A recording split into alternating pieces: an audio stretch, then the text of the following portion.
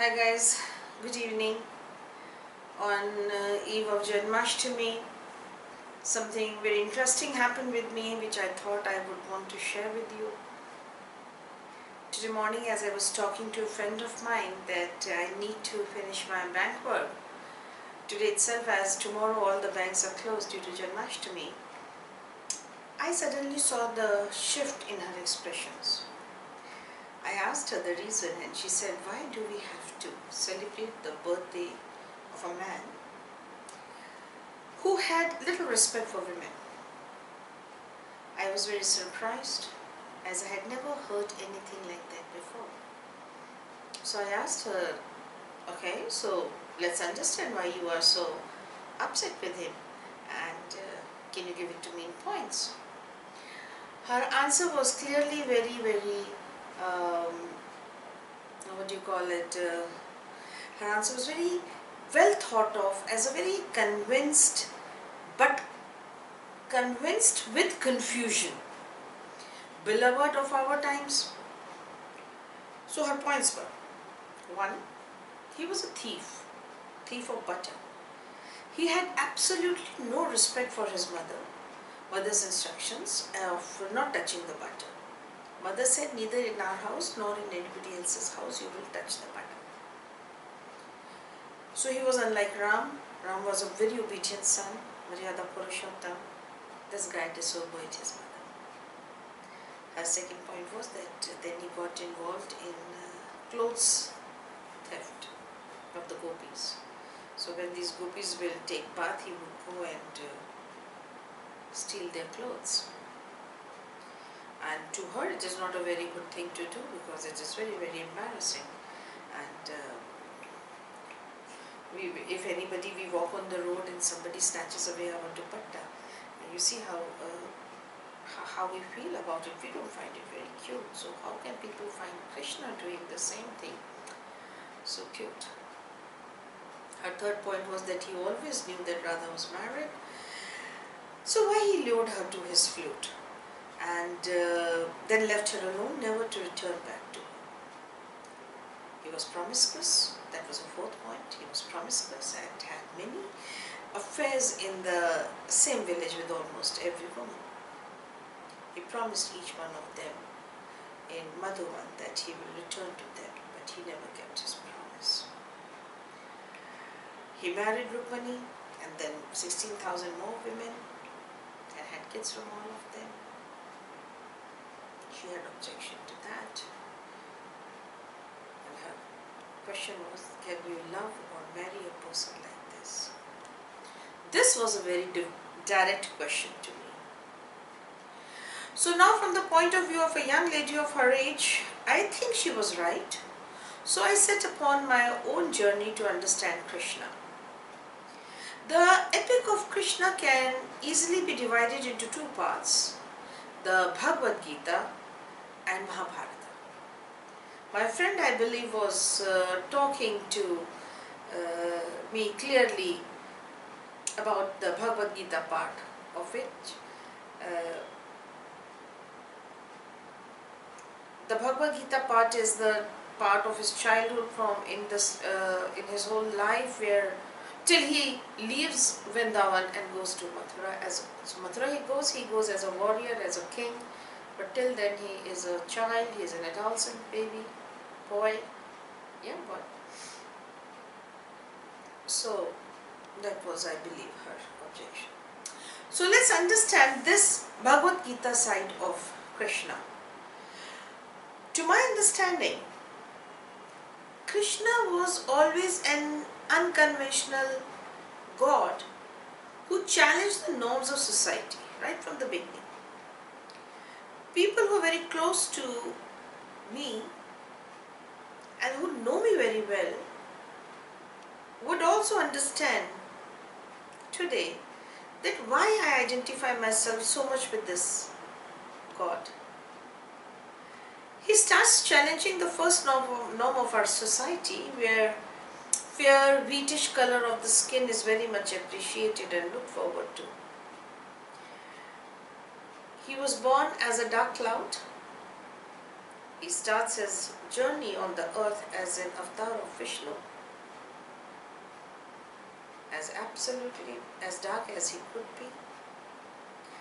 And the best part is, very gladly, he not only accepts the color of his skin, he also accepts the name given to him, Krishna, the darkness. Born in the family of nobleman of Yadavas, he chooses to be raised in the family of a very commoners, cowherds from Gokul. The game of accepting the duality with equal ease starts here for Krishna. As king, he never won the crown, but as a cowherd, he was heard by everyone and he led everyone to the path of dharma. That's the irony. Our conventional thinking is that all heroes should be obedient, serious, serene, and an open book, like Shri Ram was, Maryada Purushottam. Krishna broke the conventions. Naughty, disobedient, with a mischievous smile. Behind his every mischievous smile, he was always in the knowing of the reason of his Leela. He knew what he's doing, why he's doing, what is it, how people are going to react to it, and what are they going to learn out of it. He was always very clear. So the mischievous smile was always there whenever he was into Leela. So he was a Leela Purushottam. He was not a Maryada Purushottam. So for Krishna, the fourth thing is, let's talk about the butter. For Krishna, the butter is love. Absolute love. How do we get love out of our life? How do you get butter out of milk? You churn the milk. And you churn it till the heavy molecules are separated from the lighter molecules. Polarity is created, butter is separated from the rest of the liquid. Just like Samudra Manthan. So, butter and milk are duality, and when the butter is away from the milk, polarity. When the life is really churned of us, is the time when actually we understand and experience the love. And Krishna believed that love is for each and every person. It is not only for selling or for particular type of people. For him, butter was the flow of love, and the love should be given to anybody and everybody, unbiased, unconditional distribution. So when these women will keep the butter hanging on the ceiling, he was against it. He was against this convention. He broke the convention. He broke the pots, and he allowed everyone to enjoy that love of butter. So, as I said, Krishna broke the conventions. When he grew up, from a child to an adolescent, his views on loves did not change, but the focus did. Alright. So, from butter pots, he got to the clothes of gopis. So, what are clothes to Krishna? For Krishna, clothes are our inhibitions. Clothes are our pretensions. Clothes are those covers which we use to hide our unconditional love. Krishna was the only one who understood women so well. He understood the yearning of a woman of receiving and giving the love. But because of the rules of the society, the love was becoming conditional day by day. And Krishna knew that this inhibition of the true self is going to make people adharmi, and he didn't want it. So he said, whatever is inside, show it. Don't be scared of your vulnerable hearts.